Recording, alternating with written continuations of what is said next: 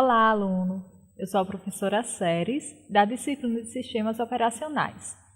Na aula de hoje, nós veremos sobre sistemas de arquivos. Bem, sistemas de arquivos ou gerência de arquivos é um dos principais serviços de um sistema operacional. Todos sabemos que arquivos são normalmente implementados a partir de discos magnéticos, mas não só a partir deles, a partir também de pendrives, a partir dos antigos disquetes, mas aqui a gente vai se ater principalmente a exemplos com discos magnéticos. Como o acesso a disco demora cerca de 10.000 vezes mais que o acesso à memória, a memória principal, são necessárias estruturas de dados e algoritmos que otimizem esses acessos. Podemos entender um arquivo como uma coleção de dados relacionados entre si, referenciados através de nomes, e possui alguns atributos, como o tipo do arquivo, o momento em que ele foi criado, ou seja, a data, a hora, o tamanho desse arquivo, que pode ser em bits, em bytes, em kilobytes, e o nome de quem criou o arquivo. Em relação aos tipos de arquivos, cada arquivo possui uma estrutura interna, conforme a sua aplicação. Por exemplo, um arquivo texto, tipo doc, por exemplo, é composto por uma sequência de caracteres organizados em linhas e parágrafos. Geralmente é desenvolvido por um editor de texto. Um programa executável, como o exe, é uma sequência de bytes representando instruções em código de máquina. Já um programa-fonte é uma sequência de caracteres que representam comandos de uma linguagem de programação, arquivos do tipo somente texto, que não admitem qualquer tipo de formatação especial, ou seja, a gente não pode manipular esse programa, esse arquivo.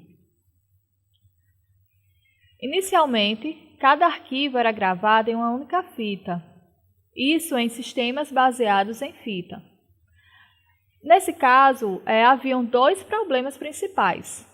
Arquivos muito grandes não cabiam em uma fita só, e arquivos pequenos geravam desperdício de espaço.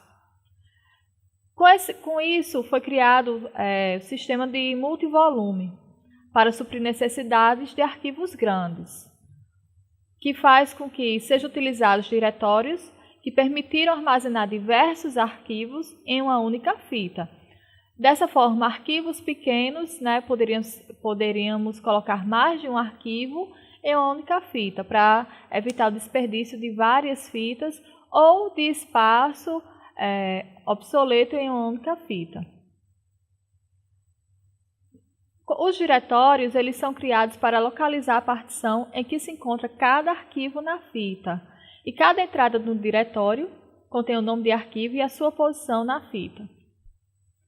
A leitura do arquivo é feita de forma a localizar e carregar a fita indicada pelo usuário, localizar no diretório que foi criado a entrada correspondente ao arquivo, posicionar a fita no ponto correspondente ao início do arquivo, iniciar a leitura deste arquivo e terminar a leitura quando encontrar a marca de fim de arquivo. Diferente dos sistemas baseados em fita, nós temos os sistemas baseados em disco. Com isso, nesse sistema, um disco é dividido em trilhas. O número de trilhas é particular de cada dispositivo, de cada tipo de disco, do tamanho desse disco.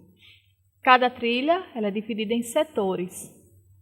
Setor é a menor unidade de informação que pode ser lida ou escrita em um disco. Acesso ao setor é feito da seguinte forma. Primeiramente, se deve informar a face, trilha e setor desejado. As cabeças de leitura e gravação são deslocadas até aquela trilha desejada, a trilha correta, que é o tempo de SIC. O cabeçote da face correta é selecionado eletronicamente e deve-se esperar até o setor desejado passar por baixo do cabeçote, que é o tempo de latência, ou seja, o tempo entre a escolha da trilha e o encontro desse setor. Normalmente, uma unidade de disco rígido é formada por vários discos superpostos, ou seja, um disco sobre o outro, que pode ser no máximo 8 discos com a tecnologia que nós temos hoje.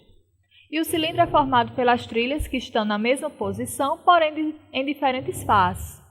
No caso de 8 discos superpostos, cada cilindro é formado por 16 trilhas. E não é necessário deslocar as cabeças para acessar trilhas de um mesmo cilindro. E hoje em dia o sistema operacional trata o disco como um vetor de blocos, cada bloco correspondente a um setor.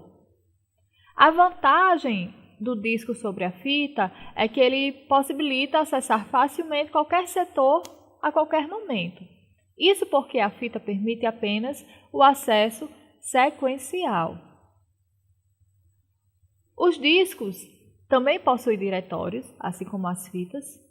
Os diretórios são armazenados no próprio disco, normalmente em um endereço fixo.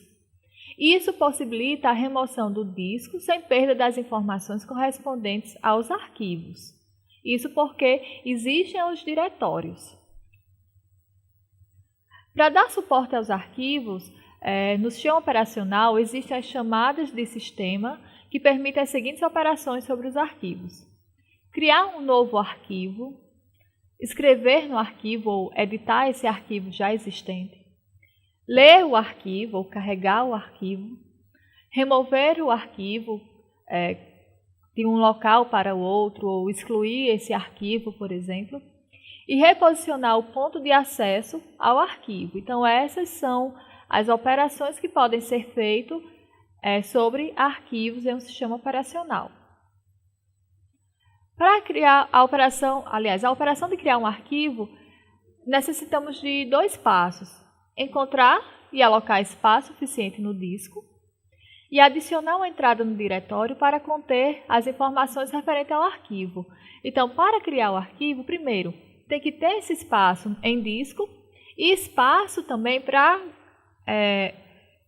para que sejam inseridas as informações daquele arquivo, como o nome do arquivo, a localização do arquivo, o criador do arquivo, como vimos anteriormente. Para escrever no arquivo ou editar esse arquivo já existente, o usuário deve fornecer o nome do arquivo e o bloco com a informação a ser escrita, ou seja, o que vai ser alterado no arquivo. O sistema operacional, por sua vez, ele vai procurar a localização do final do arquivo no disco, escreve o bloco e atualiza o ponteiro de final de arquivo. Para ler o arquivo, o usuário executa uma chamada de sistema, fornecendo o nome do arquivo e a posição da memória principal para onde as informações do bloco serão copiadas. Para remover um arquivo, é feita a pesquisa no diretório e remove a entrada correspondente ao arquivo. Após isso, é liberado o espaço em disco ocupado pelo arquivo.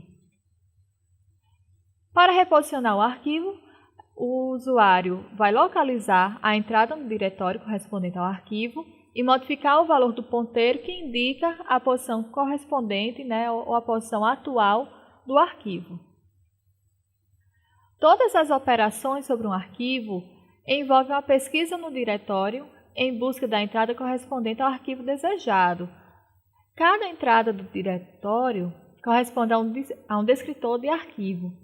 E esse descritor contém todas as informações necessárias para que este arquivo seja manipulado, seja para ser criado, alterado, removido, ou seja, para qualquer operação que vimos anteriormente, o descritor possui todas as informações que é necessário para que o sistema operacional possa executar essas tarefas.